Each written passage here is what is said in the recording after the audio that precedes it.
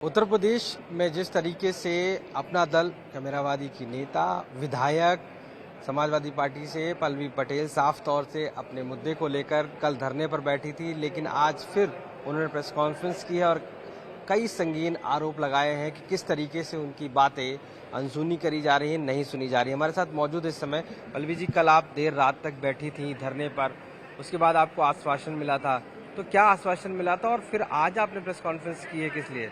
देखिए, मुझे कल चौधरी चरण सिंह जी की प्रतिमा के नीचे आश्वासन इस सरकार के जो संसदीय कार्य मंत्री हैं सुरेश खन्ना जी और विधानसभा अध्यक्ष जी के प्रमुख सचिव जी ने दिया। वो आए और उन्होंने मुझे बोला कि कल आप नोटिस दें और कल आपको पूरा समय मिलेगा अपना मुद्दा सदन में उठाने के लिए।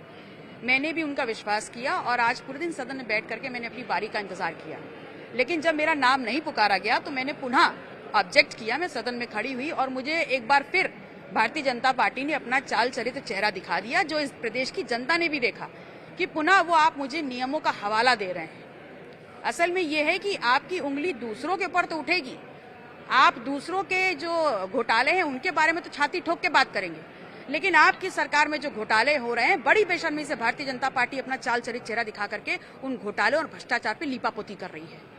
लेकिन जो मंत्री जी हैं उनका मानना है कि उसका जवाब वो लोकतंत्र की अदालत में देंगे एक तरीके से, और दूसरा जो भी आरोप लग रहे हैं वो पूरी तरीके से निराधार हैं, इसमें किसी प्रकार की कोई गड़बड़ी नहीं हुई है, सिर्फ पारिवारिक कह सकते हैं कि डिस्प्यूट है, या जिस तरीके से अपना दल बढ़ रही है आगे उसको लेकर वो द्वेष है। देखिए, विधान मंडप जो है वो उत्तर प्रदेश के 25 करोड़ लोगों के लिए लोग जनप्रतिनिधि वहां बैठ रहे हैं, तो लोगों का ही अदालत है वहां पर। वहीं पर इस मुद्दे को उठा रही थी और वहीं पर इस सूबे के मुखिया से मैं जवाब मांग रही थी। तो जब आप सवाल नहीं उठने दे रहे हैं तो आप जवाब किसको देंगे? आप किसको बहकाने का प्रयास कर रहे हैं? आपके मुद्दे में लोगों की हित है ही नहीं। आपके मुद्दे में हिंदू मुस्लिम है, आपके मुद्दे में मस्जिद मंदिर है, और आप उसी की आड़ में इस प्रदेश को लूट करके इस प्रदेश की संपदा दूसरे प्रदेशों में भेज रहे हैं। और यहाँ इतना ज्यादा भ्रष्टाचार हावी हो चुका है, एक विभाग में नहीं हर विभाग में, कि यहाँ के लोगों की जेब खाली हो गई है, और जब ये जाएंगे ना तो आप यहाँ के प्रदेश के लोगों के हाथ में कटोरा थमा जाएंगे। कई शिक्षक आए सामने निकलकर जो पॉलिटेक्निक के हैं, कई वो जो प्रमोशन पाए हैं, उनका मानना ये है कि जो आरोप लग रहे हैं वो गलत है। जो भी ये प्रमोशन हुए हैं वो नियम के अनुसार हुए हैं और उसमें विधायक जी को जानकारी नहीं है, राजनीतिक देश से कह रही। उन टीचरों ने भी आगे आके ये बात कही। चलिए, अगर ऐसा है तो मेरे पास जो लिस्ट है उसमें से किन्हीं भी 10 स्टूडेंट्स को बुला लीजिए और मेरी डिबेट करा लीजिए। मैं साबित कर दूंगी कि नियम है या नहीं है, ये नियम विरुद्ध पदोन्नति है या नहीं है। फिर आपको क्या लग रहा है, क्योंकि कल रात में भी आपको आश्वासन मिला, अब आज भी आप बोलने नहीं दिया गया, तो आप क्या करेंगे अब इस हालात में? आपका क्या स्टैंड होगा? देखिए, सबसे पहले तो जैसे मैंने घोटाले को आपके सामने लाया है, प्रदेश की जनता के सामने लाया है, वैसे मैं पत्रकार बंधुओं से भी रिक्वेस्ट करूंगी कि इनके हर विभाग पर पैनी निगाह रखिए। हर विभाग में एक एक फाइल तैयार है। आप भी अपनी जिम्मेदारी समझते हुए प्रदेश की जनता के सामने इसको लाने का काम करिए, क्योंकि 2024 में बड़ी मुश्किल से बचे हैं ये सड़क पे आते आते।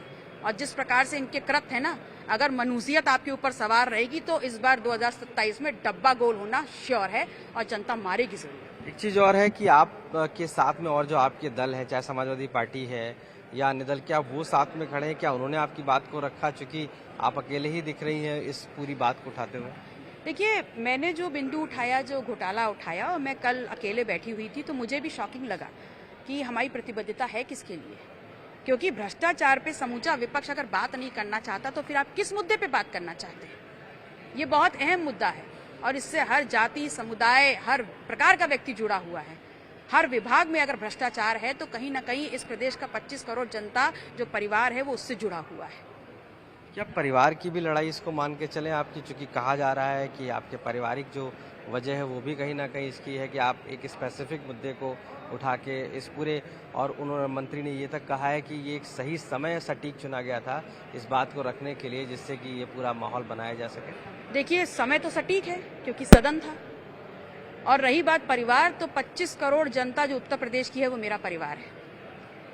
जो यहाँ भ्रष्टाचार को भोग रहे हैं उसमें से कहीं ना कहीं मेरे सगे संबंधी भी हैं। तो अगर मेरा भविष्य बर्बाद होगा, मेरी पीढ़ी बर्बाद होगी, तो मैं सवाल क्यों नहीं उठाऊंगी? आप मंत्री आशीष पटेल से 1-to-1 करेंगे बातचीत? मैं तो सीधे योगी जी से कर रही हूँ। हिम्मत है तो जवाब देना, मुझे गलत साबित करें। धन्यवाद। तो साफ तौर से पल्लवी पटेल का मानना है कि ये सवाल सीधे चीफ मिनिस्टर योगी आदित्यनाथ से है कि उनके जो करप्शन चल रहा है, भ्रष्टाचार चल रहा है, उस पर जवाब आके दें, नहीं तो 2027 में इसका भुगतान करना पड़ेगा। लखनऊ से कैमरा पर्सन संजय सिंह के साथ आशीष श्रीवास्तव, आज तक।